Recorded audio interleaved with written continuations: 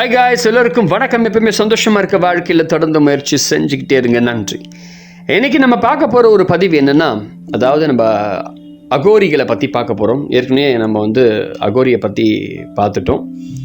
First time video பார்க்குறீங்கன்னா அகோரிகள் அப்படின்னு சொல்லி அகோரா அப்படின்னு ஒரு பிளேலிஸ்ட் இருக்கும். ஸோ அதில் போய் ஃபஸ்ட்டு வீடியோ பார்த்துட்டு இந்த வீடியோ பார்த்தீங்கன்னா தான் உங்களுக்கு புரியும். இதில் பாபா கினராமின் அற்புதங்களும் ஆன்மீக அதிசயங்களையும் நம்ம இன்னைக்கு பார்க்க போகிறோம். நம்ம சிவதாஸ் பார்க்குறாரு, ஓரமாக நின்று பார்த்துட்டு இருக்கிறாரு. பொங்கி அந்த கங்கை பாபா கினராமினுடைய கால்களை தொட்டு கழுவி அமைதியடைந்து திரும்பி போனதை பார்த்து மெய் செலுத்த போனார்ல. அப்போ ஃபீல் பண்ணுறாரு, இந்த இளைஞன் போக வேண்டிய பாதை ரொம்ப தூரம், அதனால் இவன் நிறைய சாதிக்கணும். அவர் உள்மனதில் கண்டுபிடிச்சிட்டார்.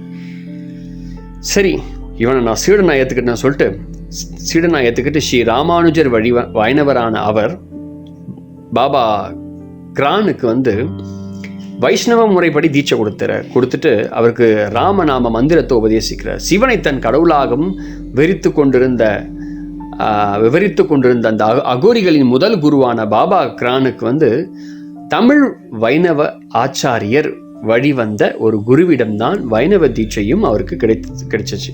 இது ரொம்ப ஒரு ஆச்சரியமான ஒரு தகவல். அவர் எவ்வளோ பெரிய ஆள், அவருக்கு ஒரு தமிழ் வைணவ ஆச்சாரியர் தான் வழிவந்த ஒரு குரு தான் அவருக்கு தீட்சை கொடுத்துருக்கிறாரு. ரொம்ப ஆச்சரியமான தகவல்.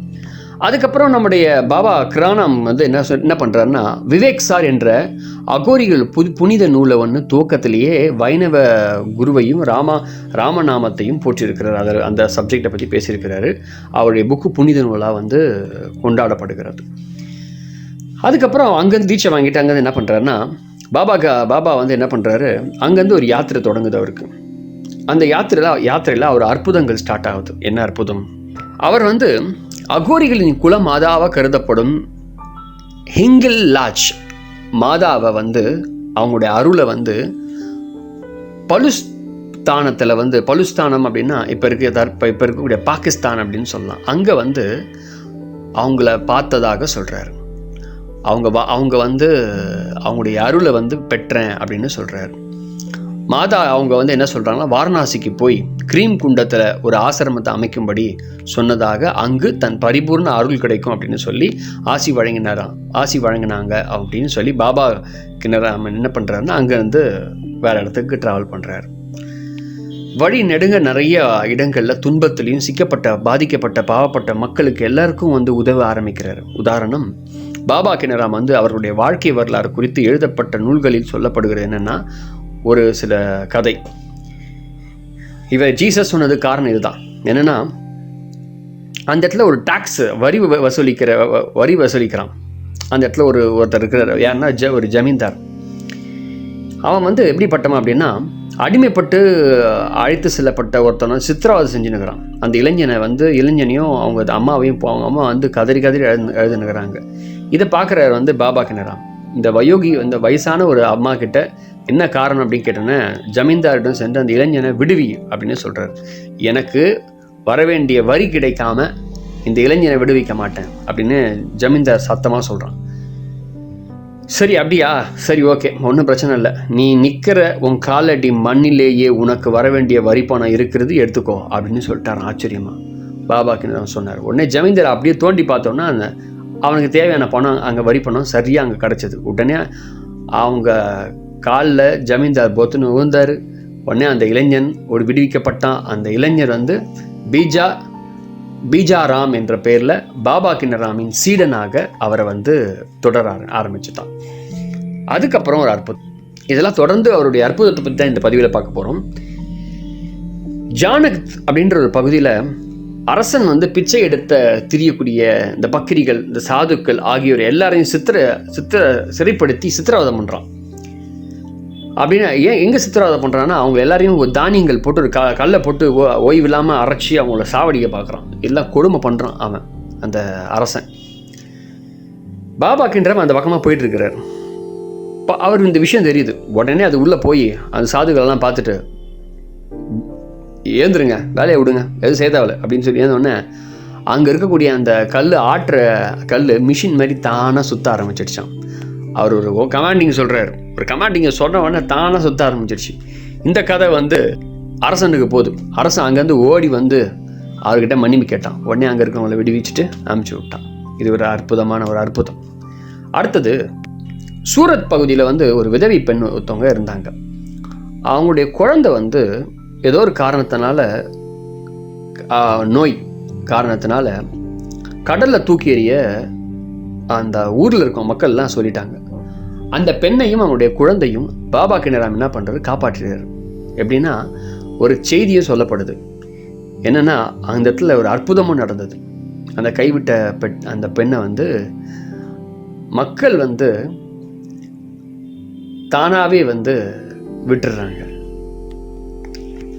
இது ரொம்ப ஒரு விதமான ஒரு அற்புதம். அந்த பெண்ணை வந்து அவர் காப்பாற்றுறாரு. அவர் சொன்ன உடனே தூக்கி எறியும் போது அந்த பெண்ணை அவங்க 2 பேரையும் காப்பாற்றுறாரு. ஆச்சரியமான விஷயம். அதுக்கு பிறகு குஜராத்து கிர்னார் மலைப்பகுதியில் பயணிக்கும் போது பாபா கினராம் வந்து அகோரிகளையும் அகோரிகளின் ஜெகத்குருவாக இருக்கக்கூடிய சிவபெருமானின் அவதாரத்தை பார்த்ததா சொல்கிறார். தத்தா, அவருடைய பேர் என்னன்னா தத்தாத்ரேயர் அப்படின்னு சொல்லுவாங்க. நான் தத்தாத்ரேயரை கண்டேன் அப்படின்னு சொல்கிறார். மிகவும் பயங்கரமான ஒரு கோர தோற்றத்தில் ஒரு சவத்தின் மீது அமர்ந்திருந்த தத்தாத்ரேயர் வந்து கையில் மாமிசத்தை வச்சுட்டு சாப்பிட்டு கொண்டிருந்தாராம். பாபா கினராம் தவிர வேறு யாராக இருந்தாலும் அந்த பயத்திலே அங்கே செத்து போயிருப்பாங்களாம். ஆனால் அவரை அதை பார்த்து பயப்படாமல் ஒரு காந்தமாக கவரப்பட்டு பாபா கினராமுக்கு தத்ராயர் என்ன பண்ணுறாரு, தன் உடம்புலேருந்து உடம்புல இருந்த கையில் இருந்த மாமிசத்தை வெட்டி எடுத்து சாப்பிட நீட்டினாராம். அதுக்கு பிறகு அருவருப்பே அடையாமல் அது மாமிசத்தை வாங்கி அவரும் சாப்பிட்டாராம். அந்த கணமே அண்ட சராசர அனைத்திலும் நடக்கக்கூடிய அனைத்திலும் ஒரே சமயத்தில் காண முடிந்த தெய்வீக நிலையை அவர் வந்து அடைந்து விட்டதாக குறிப்புகள் சொல்லுகிறது. அடுத்தது அவரை சோதிக்க வேண்டிய ஒரு நேரம். அவரை சோதிக்க வேண்டி இந்த தத்தாத்ரேயர் வந்து டெல்லி சக்கரவர்த்தி என்று சொல்லியிருக்கிறார். அப்போ வந்து டெல்லி சக்கரவர்த்தியை மணக்கண்ணிலே காண முடிந்த பாபா கினராம் கருப்பு குதிரையில் அமர்ந்து கொண்டிருக்கிறார். அவரை வெள்ள சால்வையை கீழே விழுந்து கொண்டிருக்கிறது என்று முடித்திருக்கிறார். அவர் சொன்னது மாதிரியே டெல்லி அரண்மனையில் நடந்திருக்கான். ரொம்ப ஆச்சரியமான ஒரு விஷயம்.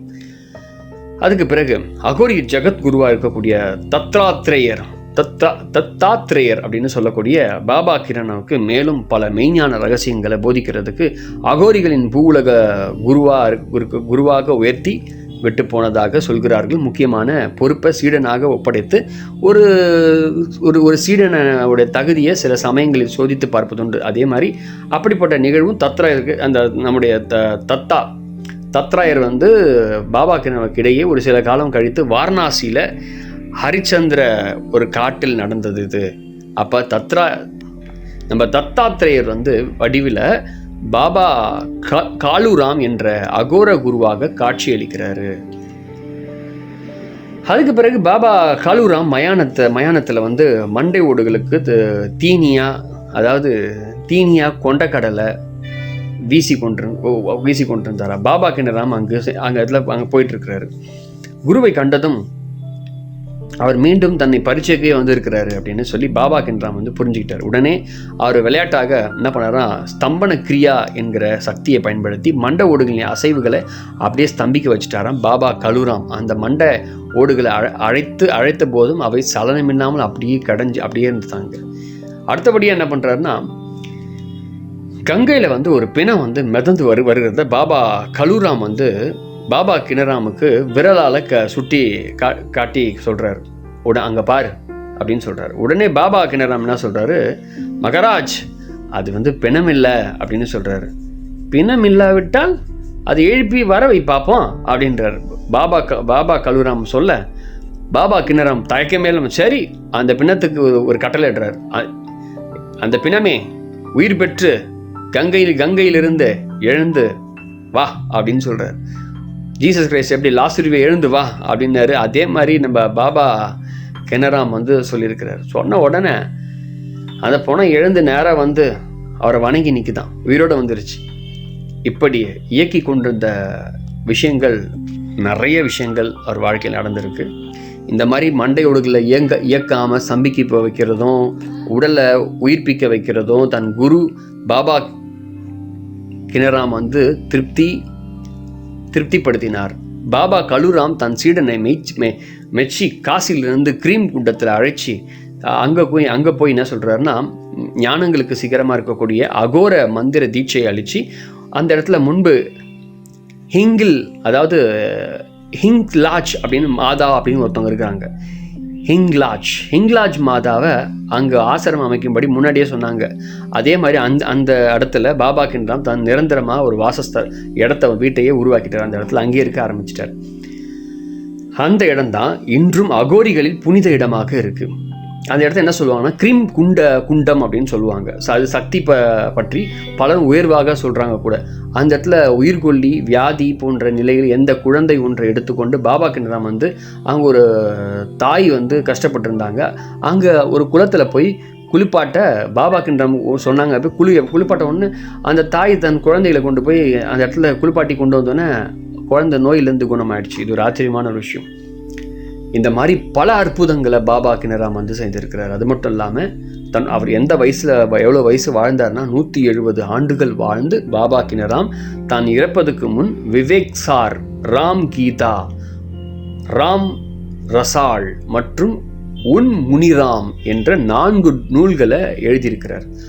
அந்த 4 நூல்களிலும் விவேக் சார் என்ற நூல் தான் அகோரிகளின் தலையான ஒரு புனித நூலாக கருதப்படுகிறது. இந்த அகோரிகளின் வழிபாட்டு முறைகளையும் ஒழுங்குபடுத்தி சீர்படுத்தி தெளிவான வழிகாட்டுதலை நம்முடைய பாபா கின்ராம், அந்த பெருமை அவருக்கு தான் சேரும்.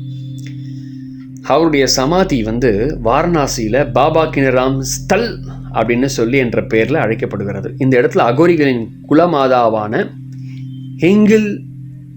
ஹிங்ஸ்லாஜ் அப்படின்னு மாதா தன்னுடைய சக்தி எந்திரமும் ஒன்றை ஸ்தாபித்து செய்துவிட்டு தான் பாபா கின்ராம் அந்த இடத்துல சமாதி அடைஞ்சிருக்கிறார்.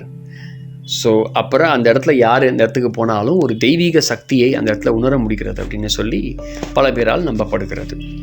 இது பாபா கின்ராமுடைய அற்புதம். இந்த மாதிரி அடுத்த பதிவில் வேறு ஒரு விஷயத்தை நம்ம அகோரிகளை பற்றி, அகோரிகளோட ரகசிய ஆளுமை திறனை பற்றி, அவங்க யோகிகள் என்ன நல்லா செய்கிறாங்க அப்படின்ற விஷயத்தை பற்றி நம்ம பார்க்க போகிறோம். 3வது வீடியோ. ஸோ இந்த மாதிரி நிறைய வீடியோ வந்துக்கிட்டே இருக்கும். ஃபஸ்ட் டைம் வீடியோ பார்க்குறீங்கன்னா மறக்காம வீடியோவை சப்ஸ்கிரைப் பண்ணுங்கள். அதுக்கு பிறகு மறக்காம வீடியோவை ஷேர் பண்ணுங்கள் கூட. அகோரிகளை பற்றி நிறைய தெரிஞ்சுக்கணும் அப்படின்னா மறக்காமல் ப்ளேலிஸ்ட்டில் இருக்கக்கூடிய அகோரா அப்படின்னு இருக்கும். ஸோ அந்த ப்ளேலிஸ்ட்டில் இருக்கக்கூடிய அதில் போய் பார்த்தீங்கன்னா வீடியோஸ் இருக்கும். ஃபஸ்ட் வீடியோவில் லைனாக பாருங்கள், ரொம்ப யூஸ்ஃபுல்லாக இருக்கும். Thank you very much. நன்றி.